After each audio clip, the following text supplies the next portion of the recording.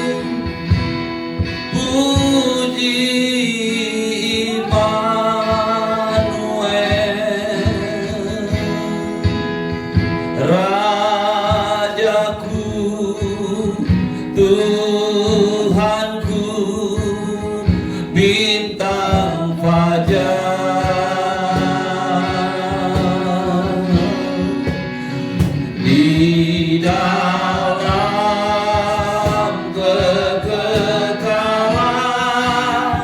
ku puji Dia, ku bersama Dia selama-lamanya.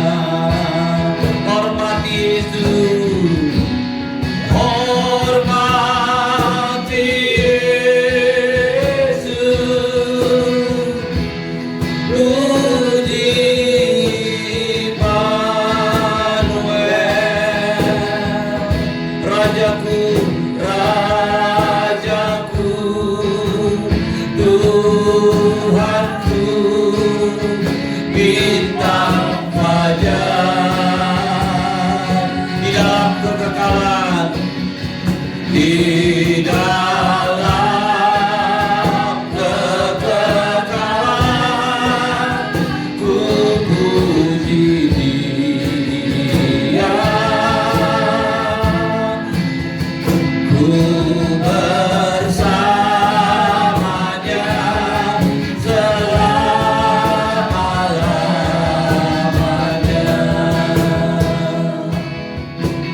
Pagi ini Bapak Ibu yang saya kasih dalam Tuhan, engkau dan saya ada di masa-masa kita merayakan kebangkitan Tuhan Yesus.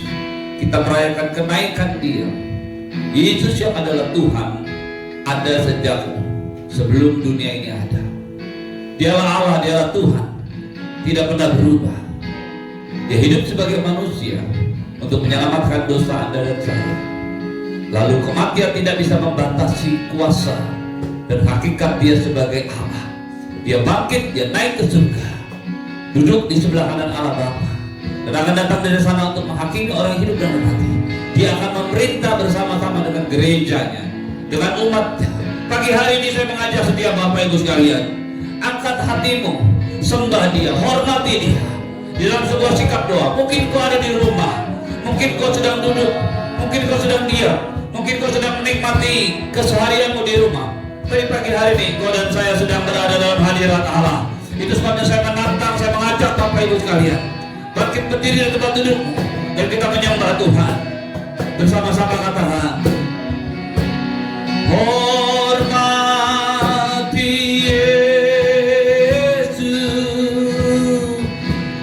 puji Immanuel. Hormati Dia, Rajaku, Rajaku, Tuhanku, bintang fajar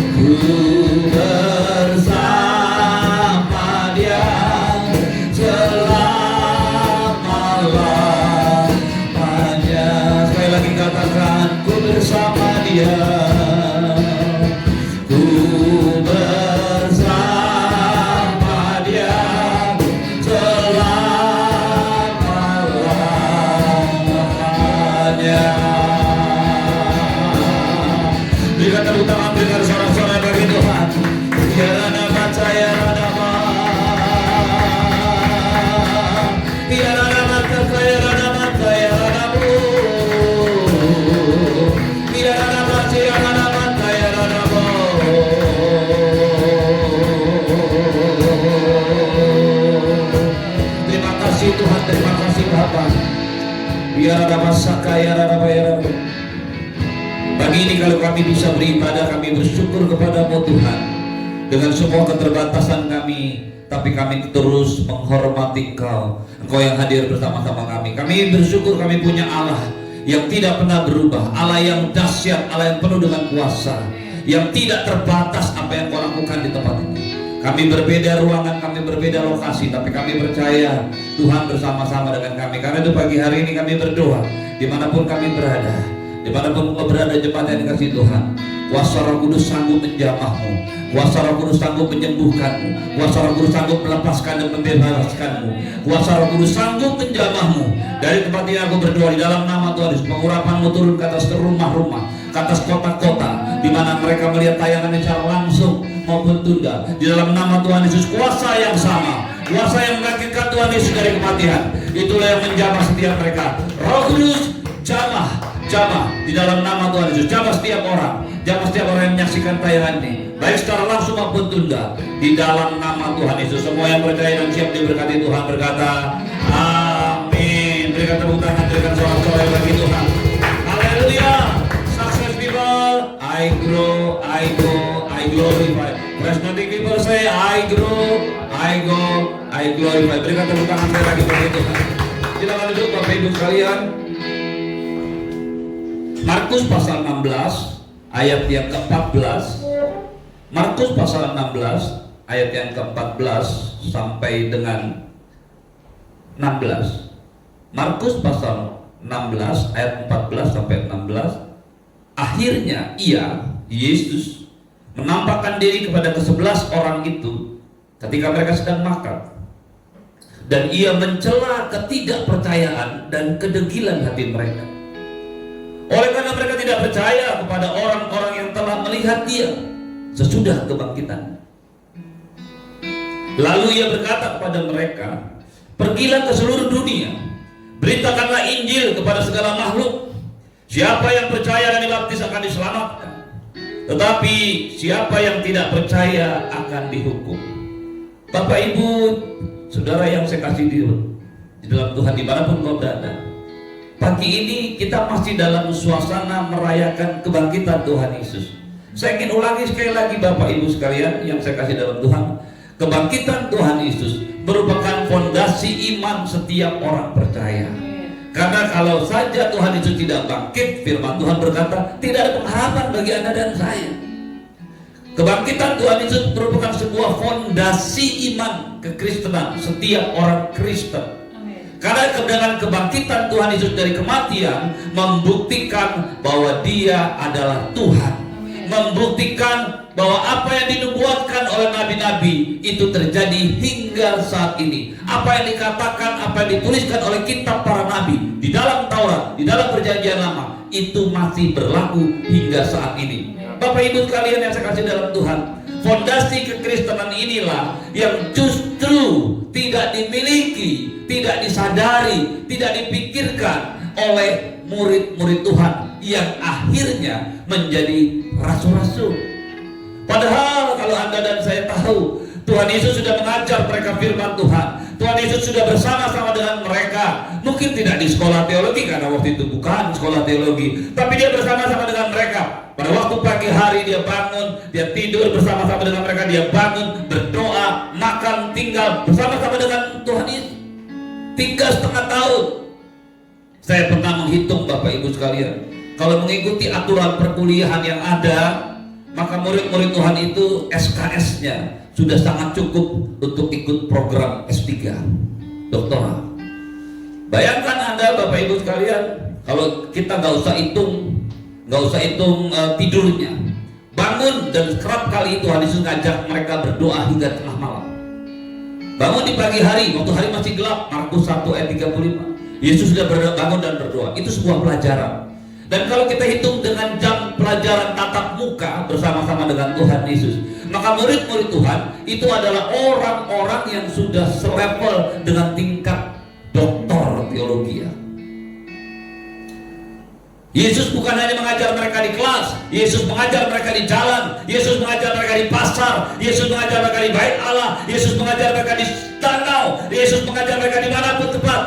Dan Yesus bertatap muka bersama-sama dengan mereka. Mungkin ada satu yang Tuhan Yesus tidak lakukan pada waktu itu. Dia tidak mengajar online, saudara. Ya, dia tidak mengajar online. Tidak seperti saya saat ini. Tapi semua yang dialami oleh Tuhan Yesus, semua yang diterima oleh murid-muridnya sudah jauh lebih dari cukup. Saya katakan, saya sudah pernah hitung. Tapi berapa jam tatap muka, dan itu sudah lebih daripada tingkat doktoral. Tetapi Bapak Ibu sekalian, di akhirnya menjelang wisuda, ya, Yesus menemui mereka dan dia berkata, ia mencela ketidakpercayaan mereka. Jadi kalau dia ikut sidang, mereka sebenarnya tidak lulus. Mereka sudah selesai belajar tapi tidak lulus. Mengapa? Karena ia mencela ketidakpercayaan dan kedegilan mereka. Bapak Ibu sekalian, kalau hanya nggak percaya, itu masih mending lah. Tapi mereka juga dikatakan ia mencela kedegilan hati mereka, kekerasan hati mereka. Kenapa? Karena mereka juga nggak percaya kepada orang-orang yang telah melihat dia sesudah kebangkitannya. Ingat baik-baik, ini rasul-rasul, ini 11 orang murid yang bersama-sama dengan Yesus, yang selalu bersama-sama dengan Yesus. Mereka tidak percaya dan mereka degil. Inilah kondisi yang ada pada waktu itu. Dan Yesus sudah memberikan pelajaran tambahan remedial. 40 hari dia berulang-ulang mengajar mereka. Nah, tapi apa yang kita baca selanjutnya itu akan sangat membingungkan kita. Jangan khawatir, saya tidak akan keluar daripada apa yang saya sampaikan pada hari Jumat yang lalu tentang Kisah Rasul 1 ayat 6-11. Ini adalah bagian yang sama, cuma penulisnya berbeda. Tetapi apa yang terjadi setelah itu sangat membingungkan dan sangat mencengangkan kita. Di tengah-tengah dia mencela, baru saja dia mencela ketidakpercayaan dan kedegilan hati mereka. Firman Tuhan berkata, lalu ia berkata kepada mereka, pergilah ke seluruh dunia, beritakanlah Injil kepada segala makhluk. Bapak Ibu tahu kepada siapa Injil ini pertama kali diserahkan tanggung jawabnya? Kepada 11 murid. Tentunya Anda menjawab. Tapi saya juga mau mengatakan kepada Anda Bapak Ibu sekalian pagi hari ini, kepada 11 orang murid yang tidak percaya dan degil. Bukan hanya, jangan bayangkan Petrus dengan kedahsyatan pengurapan Tuhan yang turun atasnya. Jangan bayangkan rasul-rasul yang lain, Yohanes bisa sanggup menuliskan kitab Wahyu dan sebagainya. Tapi bayangkanlah kalau Anda dan saya duduk pada waktu itu bersama-sama dengan Tuhan Yesus, kita baru saja dicela oleh karena kita nggak percaya. Kita baru saja dikatakan sebagai orang yang degil, orang yang nggak percaya, orang yang keras hati. Lalu tiba-tiba Tuhan Yesus berkata kepada mereka, pergi, beritakanlah Injil kepada segala makhluk. Bukankah hal itu bukan hanya membingungkan? Alkitab tidak mencatat ini, tapi saya yakin ke-11 murid itu akan saling berpandang-pandangan satu sama lain. Mungkin mereka akan saling menunjuk, itu ini lu, ini kamu nih. Ya. Tapi Yesus berkata kepada mereka semua, pergi, beritakanlah Injil ke seluruh dunia. Pergi ke seluruh dunia. Bapak Ibu yang saya kasih Tuhan, mengapa Tuhan Yesus berani mempercayakan Injil, berita keselamatan yang menyelamatkan seluruh dunia kepada 11 orang yang tidak percaya dan degil ini?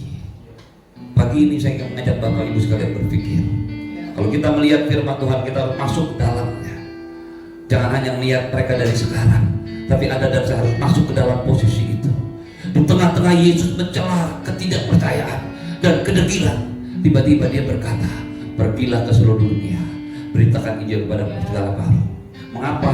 Pertanyaannya, mengapa Tuhan Yesus berani melakukan ini? Ada dua hal Bapak Ibu sekalian, dan lebih luar biasanya lagi. Ayat 19 berkata, sesudah Yesus berbicara demikian kepada mereka, terangkatlah dia ke surga. Maaf, seolah-olah dia berkata, pokoknya kamu pergi, beritakan Injil, dan dia pulang ke surga. Bapak Ibu yang saya kasih dalam Tuhan, hari ini bukankah kondisi kita kurang lebih sama? Halo? Berapa banyak hari ini orang yang percaya kesembuhan ilahi seringkali mengalami olok-olok, baik langsung maupun tidak langsung, baik di dunia yang nyata maupun di dunia virtual. Kita sering kali diperhadapkan dengan satu pertanyaan: di manakah Tuhanmu yang mampu menyembuhkan, yang mampu melakukan mujizat? Apakah kau percaya Tuhan masih bisa melakukan mujizat? Apakah kau percaya Tuhan masih bisa melakukan keajaiban? Apakah kau percaya Tuhan masih sanggup melakukan semuanya? Apakah kau percaya bahwa Tuhan Yesus sanggup menyembuhkan COVID-19? Saya mau katakan kepadamu Bapak Ibu sekalian yang saya kasih dalam Tuhan pagi hari ini, kebangkitan Yesus, kematian Yesus di kayu salib, kata-kata terakhir yang dia katakan, salah satu kata terakhir yang dia katakan, it is finished, sudah selesai, tetelestai, sudah selesai. Berarti apa yang dia lakukan sudah selesai. Dia hanya perlu mengingatkan kembali murid-muridnya 40 hari apa yang dia katakan. Mengapa Tuhan Yesus berani mempercayakan Injil kepada murid-muridnya? Bapak Ibu sekalian, kalau kita membaca Yohanes pasal 20 ayat 22-23, dan sesudah berkata demikian, ia mengembusi mereka dan berkata, terimalah Roh Kudus. Halo? Yang kemudian mereka, dan dikatakan lagi, jikalau kamu mengampuni dosa orang, dosanya diampuni, dan jikalau kamu menyatakan dosa orang tetap ada, dosanya tetap ada. Mengapa Tuhan Yesus berani menyerahkan Injil, menyerahkan murid-muridnya untuk pergi memberitakan Injil ke seluruh dunia? Padahal dia juga tahu ini adalah murid-murid yang tidak percaya dan degil hatinya. Yang pertama Bapak Ibu sekalian, yang dia lakukan adalah mengembusi mereka dengan Roh Kudus. Mengembusi mereka dengan Roh Kudus, memberikan nafas hidup, sama seperti Tuhan pada waktu menciptakan Adam. Dia berkata, dia mengembusi mereka dengan roh, nafas hidup, maka mereka manusia itu menjadi hidup. Yang sama Bapak Ibu sekalian, kenapa Yesus Tuhan kita berani mempercayakan Injil kepada murid-muridnya? Yang pertama dia lakukan, terimalah Roh Kudus, dan murid-muridnya menerima Roh Kudus. Mengapa ini penting Bapak Ibu sekalian? Karena Roh Kudus itu adalah pribadi yang menjadi pengganti, penolong yang lain daripada dia. Waktu Yesus ada, dialah yang menolong murid-muridnya, dialah yang mengajar murid-muridnya, dialah yang memimpin murid-muridnya, dia yang membawa murid-muridnya, bukan hanya belajar, tapi juga mengalami pengalaman-pengalaman bersama-sama dengan Tuhan. Dan waktu dia pergi, dia memberikan kepada mereka parakletos, penolong yang lain. Yohanes pasal 14 mengatakan itu. Kenapa Tuhan Yesus hari ini kita sudah mulai melihat kenapa Tuhan Yesus berani mempercayakan Injil kepada murid-muridnya? Karena dia memberikan kepada mereka penolong yang lain. Dan itu dia katakan, terimalah Roh Kudus. Waktu dia berkata, terimalah Roh Kudus, maka murid-muridnya pasti menerima Roh Kudus. Saya katakan ini sebelum hari Pentakosta Bapak Ibu sekalian. Karena hari Pentakosta itu pencurahan Roh Kudus yang besar-besaran terjadi di Kisah Rasul pasal yang kedua. Tapi ini adalah pada saat Yesus masih bersama-sama dengan murid-muridnya. Bagian ini yang sering dilupakan oleh banyak orang yang hari-hari ini tidak mempercayai kuasa Roh Kudus. Saya mau katakan sekali lagi, kenapa Tuhan Yesus percaya? Yang pertama, dia memberikan kepada mereka Roh Kudus.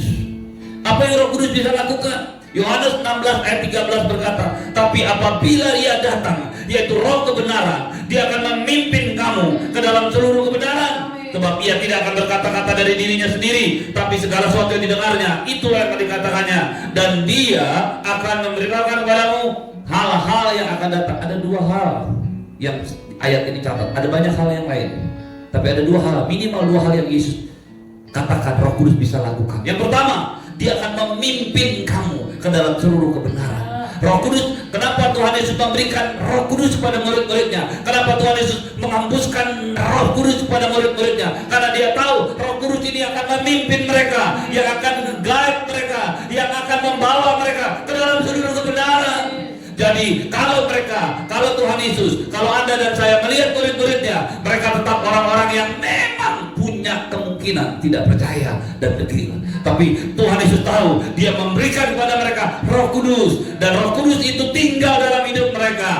Inilah sebabnya Bapak Ibu sekalian, Anda dan saya memiliki keyakinan kekal. Itulah sebabnya Anda dan saya memiliki kehidupan kekal, karena Anda dan saya menerima Roh Kudus. Beberapa hari yang lalu kita sudah mendengar bahwa Roh Kudus itulah janji Allah sejak dari Kejadian pasal yang pertama. Roh Kuduslah adalah rencana Allah mengembalikan rohnya ke dalam manusia. Dan hari itu Tuhan Yesus mengembusi mereka dengan Roh Kudus.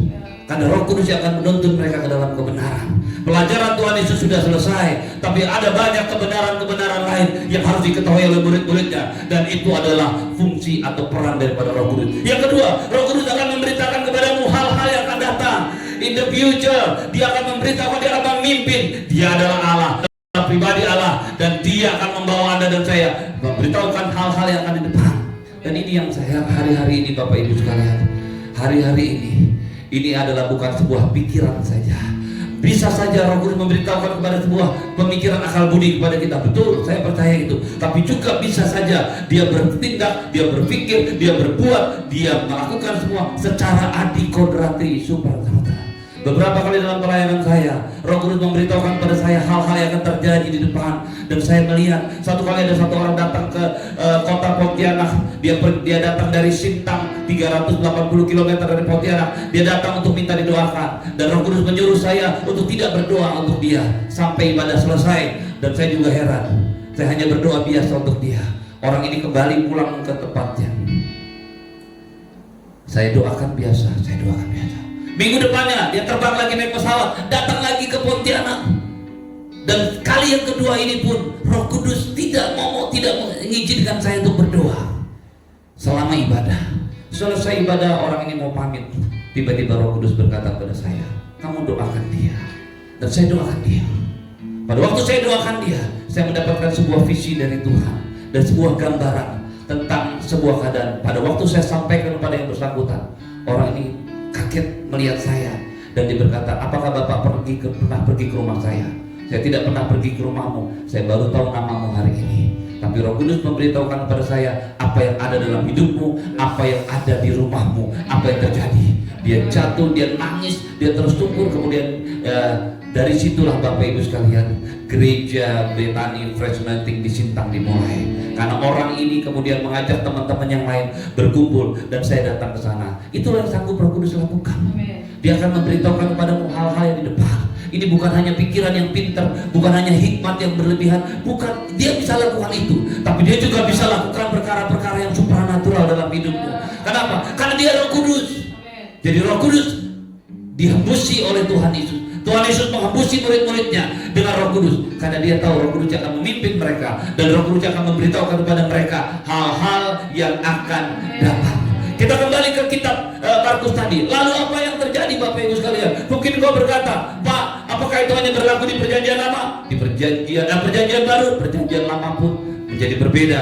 Waktu terjadi hal yang sama walaupun peristiwa yang berbeda. Pada waktu Samuel diminta untuk mengurapi Saul sebagai raja, 1 Samuel 10 ayat 6, Saul datang dengan kebingungan karena dia bukan orang yang punya ambisi, dia bukan orang yang merasa punya kemampuan untuk menjadi raja. Tiba-tiba Nabi Samuel datang dan mengurapi dia. Dan ayat yang ke-6 berkata, Samuel berkata kepada Saul, maka Roh Tuhan akan berkuasa atasmu, engkau akan kepenuhan bersama-sama dengan mereka dan berubah menjadi manusia yang lain.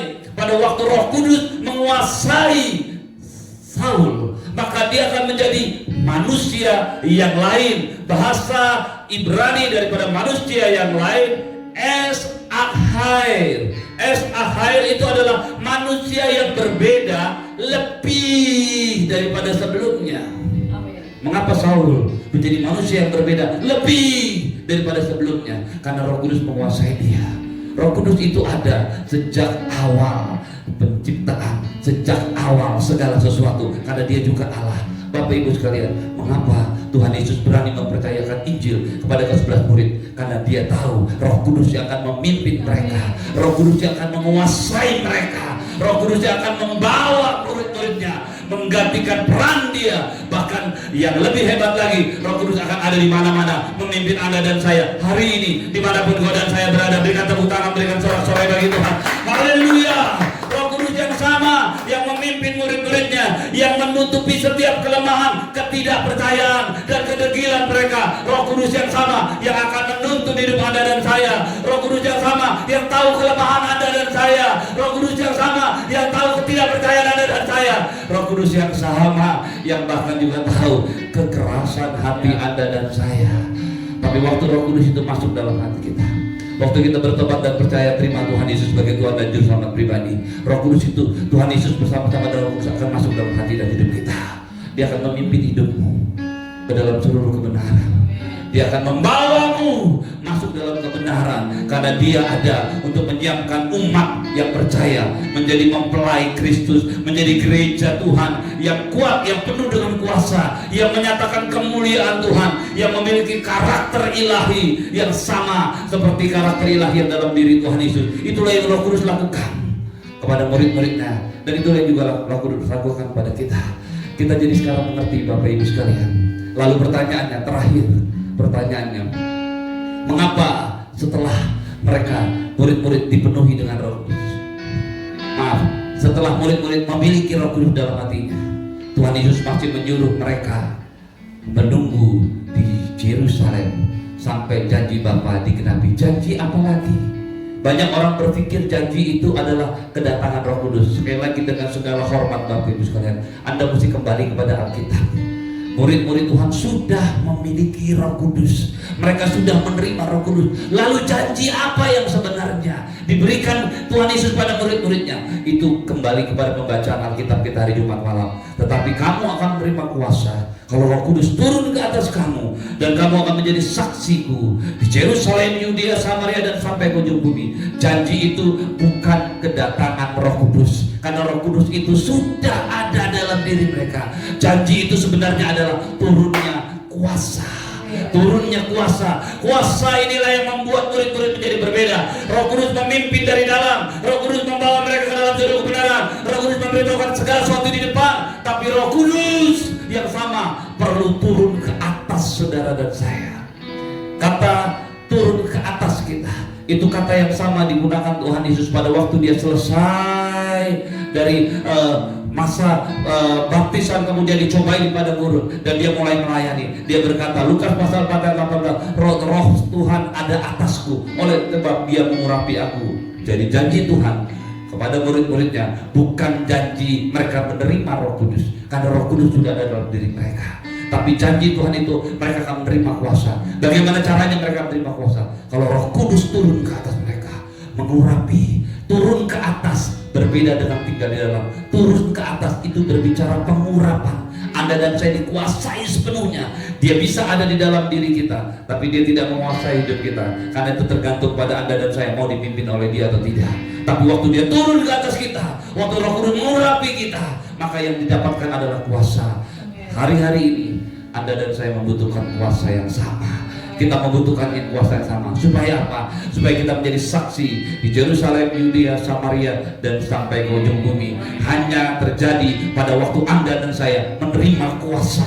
Roh Kudus mengurapi Anda dan saya. Roh Kudus yang sama membuat Saul menjadi manusia yang berbeda. The next level manusia. Manusia yang berbeda, manusia yang next level. Kenapa? Karena manusia yang memiliki pengurapan Roh Kudus. Itulah yang membuat Petrus dan Yohanes menjadi berbeda. Itulah yang membuat murid-murid Tuhan menjadi berbeda. Mengapa? Karena pengurapan Roh Kudus turun ke atas mereka. Pagi hari ini Bapak Ibu sekalian, sebentar kita berdoa, saya menantang Anda untuk percayakan firman Tuhan ini. Amin. Mari kita perjamuan lebih dulu, lalu kemudian kita akan sama-sama berdoa. Siapkan hati dan dirimu untuk sama-sama ambil bagian dalam perjamuan kudus. Segala ramah santa kaya, siapkan roti dan anggurmu. Oh, rana masih kaya, rana maya. Terima kasih Tuhan, terima kasih Bapa. Ya, angkat roti tinggi-tinggi di atas kepala. Tuhan Yesus pada malam waktu Dia diserahkan mengambil roti, dan sesudah mengucap syukur atasnya Dia memecah-pecahkannya, lalu berkata, inilah tubuhku yang diserahkan bagi kamu. Ambillah dan makanlah, menjadi peringatan akan aku. Bapak Ibu jemaat yang dikasihi Tuhan, bukankah roti yang dipecah-pecahkan ini adalah persekutuan dengan tubuh Kristus? Mari makan dengan iman.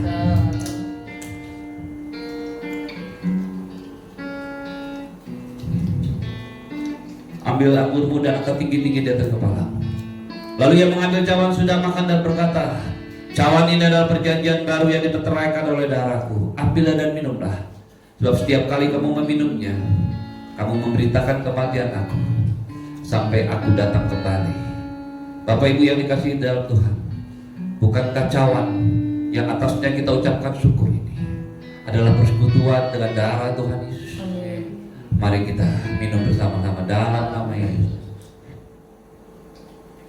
Haleluya. Naikkan ucapan syukur kepada Tuhan. Kira nama Santa Kaya. Haleluya.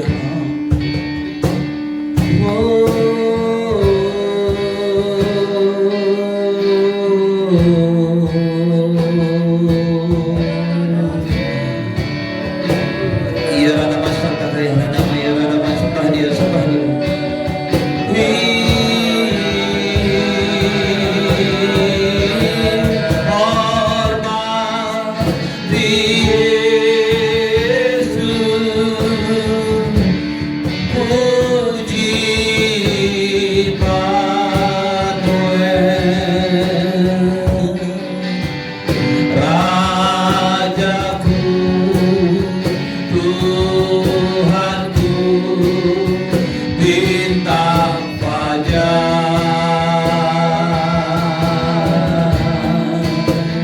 Di dalam kekekalan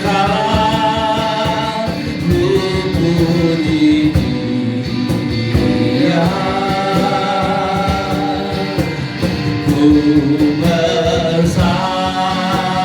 Dia selama-lamanya. Mari kita angkat hati kita kepada Tuhan bersama-sama.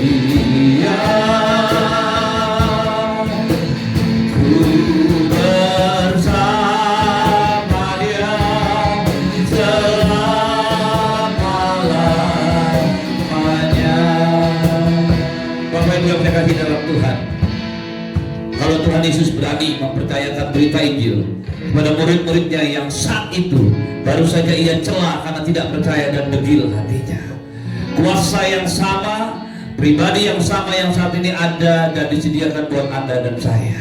Anda hanya perlu datang pada Tuhan Yesus dan berdoa, minta pengampunan dosa. Yesus masuk dalam hatimu, maka pada saat yang bersamaan Roh Kudus juga akan masuk dalam hidupmu. Dia akan memimpin engkau ke dalam seluruh kebenaran. Dia akan memberitakan kepadamu hal-hal yang akan datang.